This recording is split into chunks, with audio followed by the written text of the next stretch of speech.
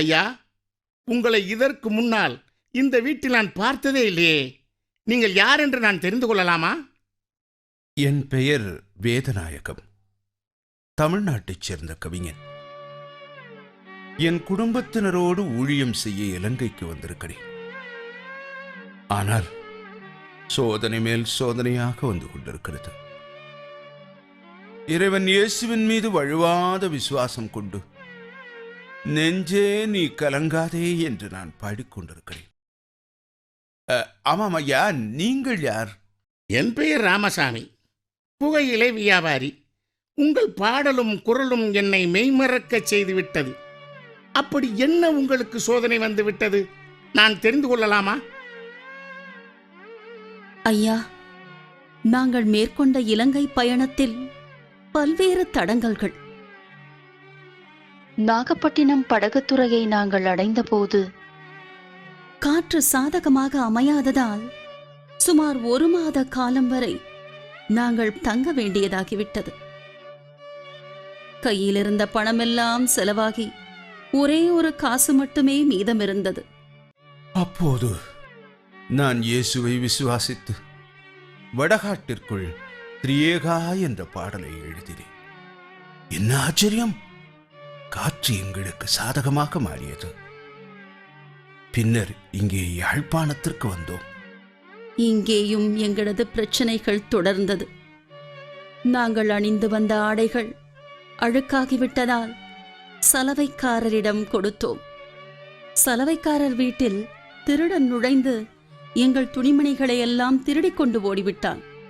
இப்போது எங்கள் கையில் பணமும் இல்லாமல் மாற்று துணியும் இல்லாமல் சோதனை மேல் சோதனையாக செய்வதறியாமல் இருக்கின்றோம். இருந்தாலும்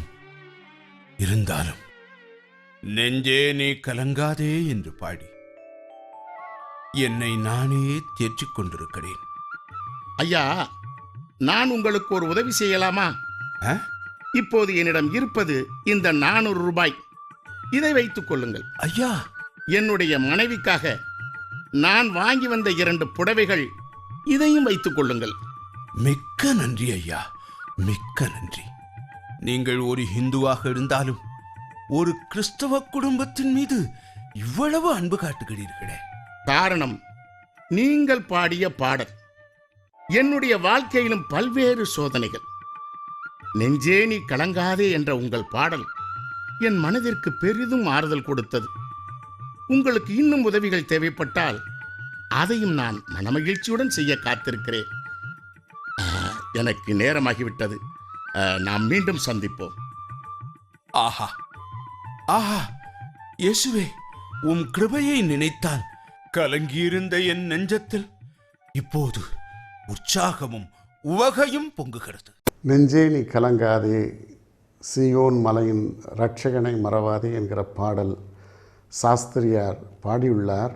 இந்த பாடலுக்கு ஒரு பின்னணி ஒன்று உண்டு.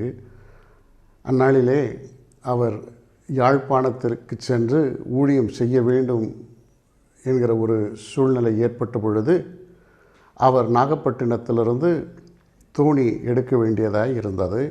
அந்நாளிலே யாழ்ப்பாணம் போக வேண்டும் என்றால் இந்தியாவிலே இருக்கிற நாகப்பட்டினத்திலிருந்து தோணி மூலமாக தான் யாழ்ப்பாணம் போய் சேர வேண்டும்.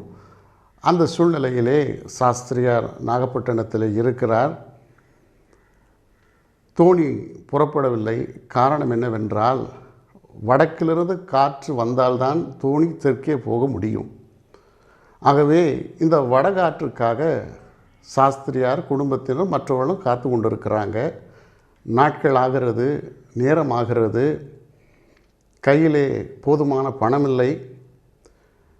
அப்படிப்பட்ட சூழ்நிலையிலே சாஸ்திரியார் தோணி ஓட்டுகிறவரிடத்தில் போய் கேட்கிறார். சரி, தோணி எப்பொழுது தான் புறப்படும் அப்படி கேட்ட பொழுது தோணி ஓட்டுகிறவன் சொன்னான், அது இப்போ புறப்படாதையா, நான் செய்ய வேண்டிய என்னுடைய குலதெய்வத்துக்கு செய்ய வேண்டிய சில காரியங்கள் உண்டு, அவைகளையெல்லாம் நான் செய்து முடித்த பிறகுதான் என்னுடைய குலதெய்வம் வடகாற்றை அனுப்பும், வடகாற்று வந்த பிறகுதான் தோணி புறப்படும் என்றான்.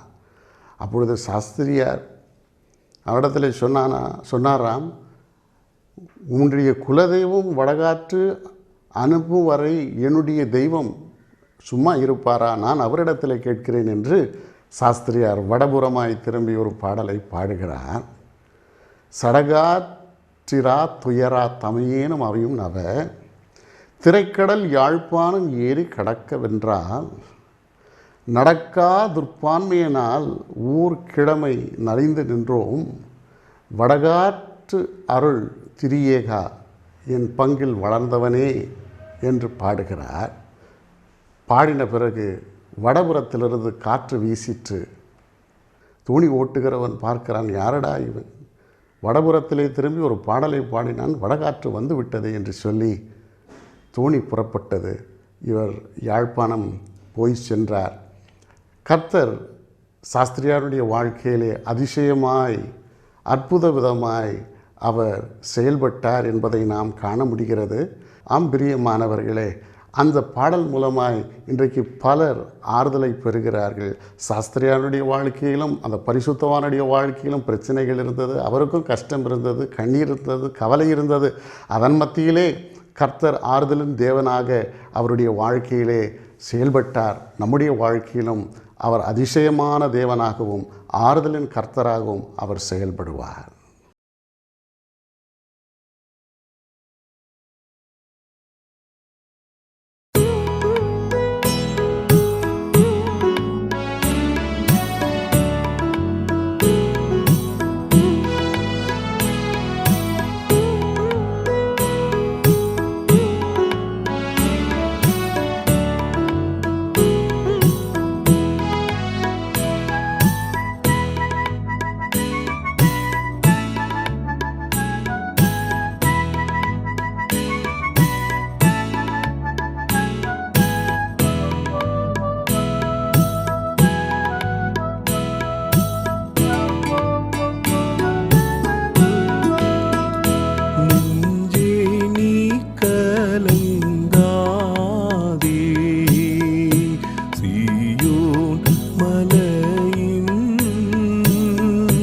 ரட்சகனை மறவாதே,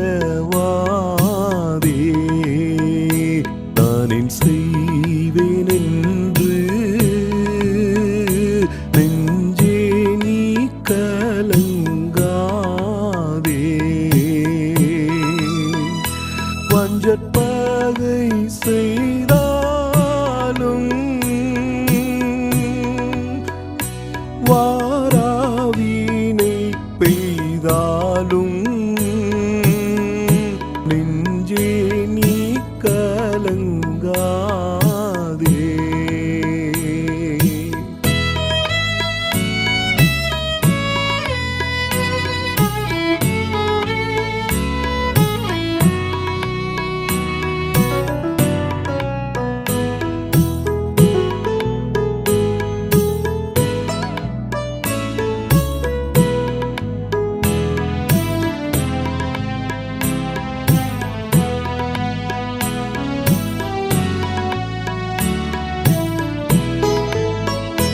பட்டயம் பஞ்சம் வந்தாலும் அதிகமான பாடுநோவு மிகுந்தாலும்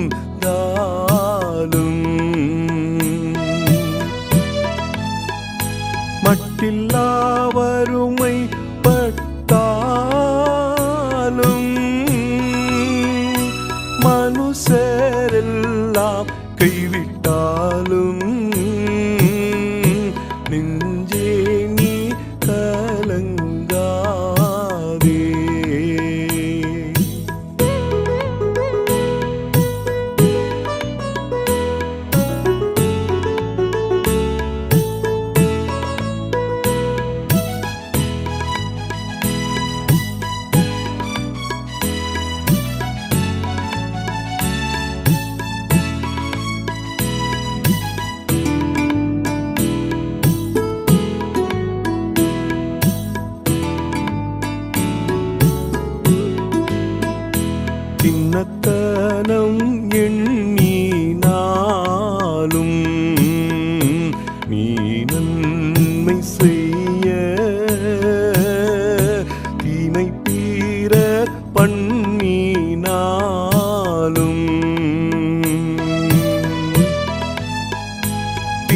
பேதகம் சொன்னாலும்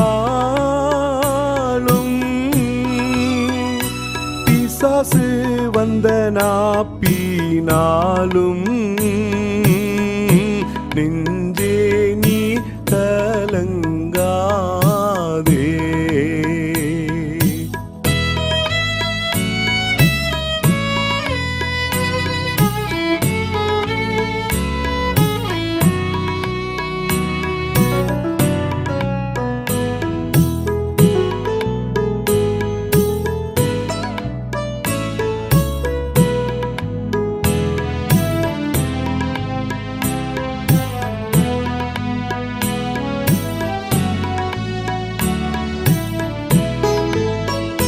கள்ளனென்று பிடித்தாலும் வேலங்கு போட்டு காவலில் வைத்தடித்தாலும்